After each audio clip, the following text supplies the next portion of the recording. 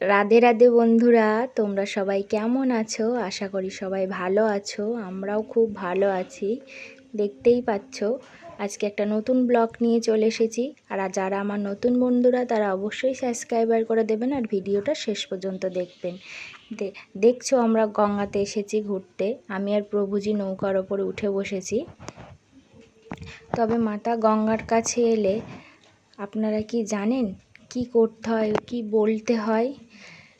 মাতা গঙ্গার ধারে এলে প্রথমে মাতা গঙ্গাকে ডেকে দর্শন করতে হয়, তারপরে কানে শ্রবণ করতে হয়, তারপরে প্রণাম করতে হয়।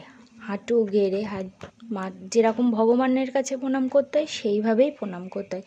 কিন্তু প্রণাম করার একটা মন্ত্র আছে, মন্ত্রটাও বলতে হয়।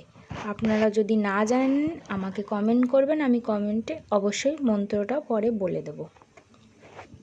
আর তোমরা দেখতেই পাচ্ছ জাহাজ আসছে, ওই দেখো জাহাজটা আসছে। আগে অনেকগুলো জাহাজ গেছে, যার জন্য আমরা ঠিকঠাক ভিডিও করতে পারিনি, এত ঢেউ হচ্ছিল। আবার এই জাহাজটা আসছে, বলছে এই জাহাজটা ঢেউ হবে কিন্তু একটু অল্প ঢেউ হবে। মাঝি আমাদের সেই কথা বলছিল। আর প্রভুজি ভয় পাচ্ছিল বলে আমার হাতটা চেপে ধরেছিল, কারণ আগে অনেকগুলো জাহাজ গেছে, প্রচণ্ড ঢেউ হয়েছে। আর একটা কথা বলি, আপনারা কি জানেন যে এই মাতা গঙ্গা বৃন্দাবনেও আছে? কোথায় আছে সেটা কি কেউ বলতে পারবেন? আমিও কিন্তু প্রথমে জানতাম না, কিন্তু নিজের চোখে যখন গেছি, দেখেছি, দর্শন করেছি, সত্যি খুব ভালো লেগেছে। গঙ্গাটা হচ্ছে রাধাকুণ্ডে আছে। তোমার গিরি গোবর্ধন পরিক্রমা করতে গেলে পড়বে মানসী গঙ্গা বলে না, ওটাই হচ্ছে কিন্তু গঙ্গা। যেরকম এটা গঙ্গা, সেটাও কিন্তু এই সেম গঙ্গা। ওটা ভগবান শ্রীকৃষ্ণ তাকে আহ্বান করেছিল, তাই সেখানে মানসী গঙ্গা নাম হয়েছিল। আর আপনারা দেখতেই পাচ্ছেন আমাদের প্রভুজি হাল ধরেছে। নৌকা এখন কোথায় কত দূর যাবে কিছু বলতে পারছি না আমরা। মাঝি কিন্তু হাল ধরে নিয়েছে, নৌকা চালাচ্ছে একবার করে, এই যে আমাদের কাছে চলে আসছে। প্রভুজি ভয় পাচ্ছে, আবার হাল ধরছে, নৌকা চালাচ্ছে। আর প্রভুজি বলছিল যে 1 আনা দিলে যাব না মা, 16 আনা দিতে হবে।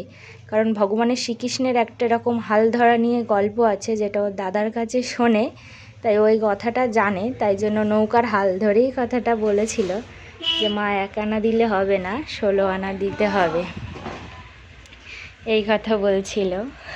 তা আমার কথাটা শুনে খুব ভালো লাগছিল, কারণ আমার ভগবানের শ্রীকৃষ্ণের অনেক কৃপা যে আমি এই প্রভুজিকে জন্ম দিয়ে আমি ধন্য হয়ে গেছি প্রভুজির মা হয়ে।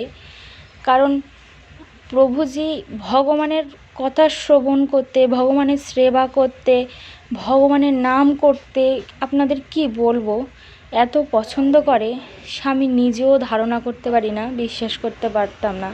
মানে প্রভুজিকে একটু একটু করে বড় হচ্ছে, দেখছি, জানছি, বুঝছি, আমি অবাক হয়ে যাচ্ছি যে ভগবান শ্রীকৃষ্ণ আমার উপরে কতটা কৃপা করেছেন। তাই আমি এত সুন্দর একটা পুত্র সন্তান জন্ম দিতে পেরেছি, যার জন্য আমার গর্ব হয়।